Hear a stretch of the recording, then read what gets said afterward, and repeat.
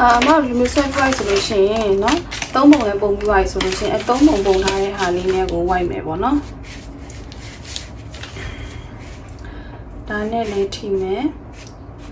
ဒါနဲ့လည်းထိမယ်ဒီမှာတပုံနဲ့လည်းထိမယ်နောက်ပြီးတော့ဒါနည်းနဲ့လည်းထိမယ်เนาะအဲ့လိုမျိုးလေးပေါ့နော်အဲ့လိုမျိုးလေးဝိုက်ချလိုက်မယ်အဲ့တော့အနီရောင်လေးနဲ့တစ်ချက်ဝိုက်ပြပေးမယ်ဒါကကြတော့ရှေ့ချမ်းခွာเนาะရှေ့ချမ်းခွာ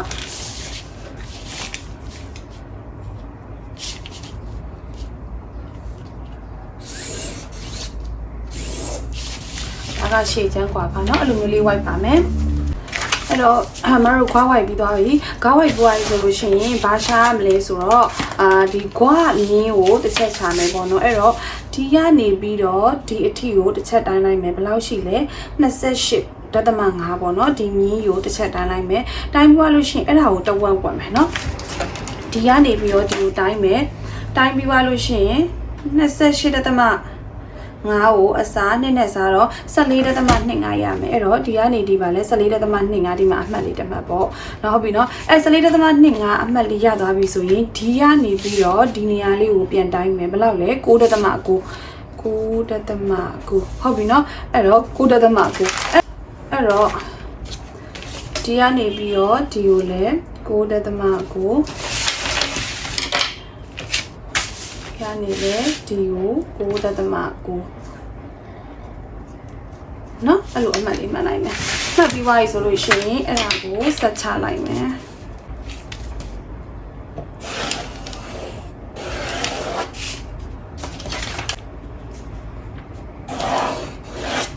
နော်အဲ့လိုဆက်လိုက်မယ်ဆက်ပြီးသွားလို့ရှိရင်အလဲမင်းချောင်းကနေပြီးတော့12ထွက်မယ်12စင်တီထွက်မယ်နော်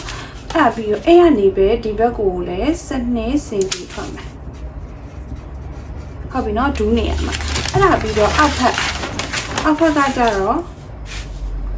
ရနေဒီကို17ထွက်မယ်17စင်တီအပြီးဒီကနေပြီးတော့ဒီကိုဘယ်လောက်လဲ17စင်တီဟုတ်ပြီနော်အဲ့လိုမျိုးထွက်လိုက်မယ်ထွက်ပြီးသွားပြီဆိုလို့ရှိရင်ဒီမှာလဲ1စင်တီဝင်ထားတာဖြစ်တဲ့အတွက်အမတို့ဒီကနေလဲ1စင်တီဝင်မယ်အဲ့တော့အမတို့ဒီမှာလဲ1စင်တီအထဲဝင်တာဖြစ်တဲ့အတွက်ဒီကနေဒီကိုလဲ1စင်တီအထဲဝင်မယ်ဝင်ပြီးသွားလို့ရှိရင်အဲ့ဝင်ထားတဲ့အမှတ်ကနေပြီးတော့အပေါ်ကို1.2လောက်ပေါ်တက်မယ်နော်1.2လောက်လေးအပေါ်ကိုတက်မယ်နော်ဒီလိုလေးအမှတ်လေးရသွားပြီအဲ့1.2တက်လို့ရတဲ့အမှတ်ကလေးနဲ့ဒီလိုမျိုးလာဝိုက်မယ်နော်ဒီကအမှတ်လေးနဲ့ဒီလိုလေးလာဝိုက်မယ်ဟုတ်ပြီနော်လာဝိုက်ပြီးသွားလို့ရှိရင်ဒီမှာဒီကတ်နဲ့ပဲဒီအောက်ကိုဒီလိုလေးဆက်မယ်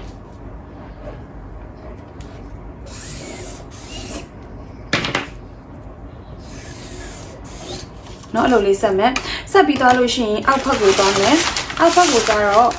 ကျတို့ဒီမှာစနစ်ထွက်ထားတဲ့အမှတ်ရှိတယ်စနစ်ထွက်ထားတဲ့ဟာနဲ့ဒါလေးနဲ့ကိုလာဆက်နော်အခါကျရင်ဒီလိုလေးဆက်မယ်ဒီလိုလေးဆက်မယ်ဟုတ်ပြီနော်အဲ့ပြီးတော့ဝါဘက်အချမ်းနော်ဝါဘက်အချမ်းကြတော့ဘယ်လိုဆက်မလဲဆိုတော့စနစ်ထွက်ထားတဲ့ဟာလေးနဲ့ဒီအတိုင်းလေးပဲအရင်ဆုံးဆက်လိုက်မယ်ဆက်ပြီးတော့အဲ့ဒါကိုတိုင်းလိုက်မယ်ဘယ်လောက်ရှိလဲ26ရှိရပေါ့နော်ခံမှန်းကြည့်အဲ့တော့တဝက်ဝက်လိုက်မယ်73အဲ့73ကနေမှအထဲကို1.5ဝင်မယ်နော်တဝက်ဝက်ထားတဲ့အမှတ်ကနေမှအထဲကို1.5ဝင်မယ်1.5ဝင်ပြီးတော့မှ white ပါမယ် oh sorry 1.5 မဟုတ် 0.5 နော်နော်အလောက်လေးဝင်မယ်ဝင်ပြီးတော့ 0.5 ပဲနော်အလောက်လေးဝင်ပြီးတော့မှချဲတို့ဒီမှာ white ပါမယ်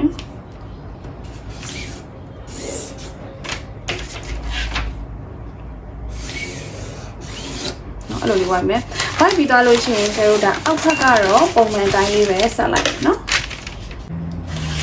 အောက်ဖက်ကတော့ဒီလိုပုံမှန်တိုင်းလေးပဲဆက်လိုက်မယ်ဒီလိုလေးပုံမှန်တိုင်းလေးပဲ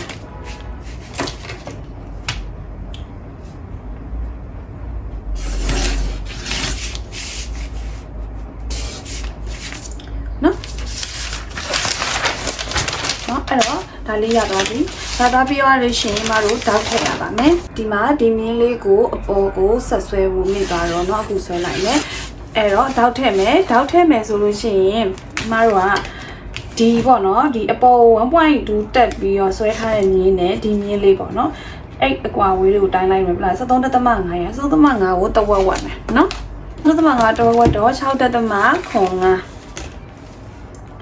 အဲ့တော့ 6.5 နေရာလေးမှာအမှတ်မှတ်လိုက်မယ်အမှတ်မှတ်ပြီးသွားလို့ရှိရင်အဲ့ကနေပြီးတော့တက်လေးပဲဘယ်လောက်လဲ10 cm ဆွဲချမယ်အောက်ကိုเนาะ10 cm ဆွဲချမယ်เนาะ10 cm ပါအဲ့ဒါပြီးတော့အဲ့ကနေပြီးတော့မှ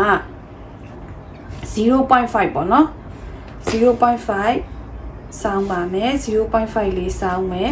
စောင်းပြီးတော့မှချယ်တို့ဒီလိုမျိုးလာဆက်ပါမယ်เนาะအဲ့လိုလေးစောင်းပြီးမှလာဆက်မယ်ပြီးသွားလို့ရှိရင်ဒါเนาะကျွန်တော်တောက်ထည့်ရမှာပေါ့เนาะတောက်ထည့်မယ်ဖြစ်တဲ့အတွက်ခါကိုလိုချင်တယ်အမတို့တွက်ထားတဲ့ခါဘယ်လောက်လဲ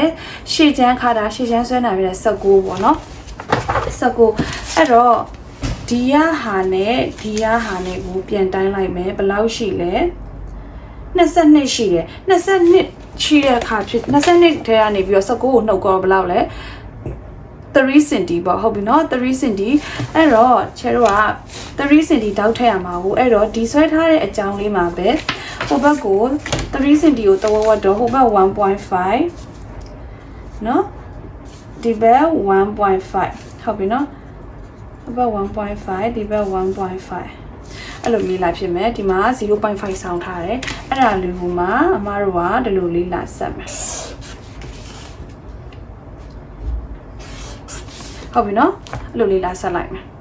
အဲ့ဒါကတော့တောက်ထည့်တာလေးပြီးသွားပြီပေါ့နော်အဲ့တော့ဒီဥစ္စာလေးကိုကြည်ကတ်နဲ့ပဲဖြစ်ဖြစ်ကျတို့ဒါ side cat body frame cat ထုတ်တော့ side cat ထုတ်တဲ့အကြည်ကတ်နဲ့ပဲဖြစ်ဖြစ် cat တူစက်ကူနဲ့ဖြစ်ဖြစ်ဒါကူးထားလိုက်ပေါ့နော်ဒီ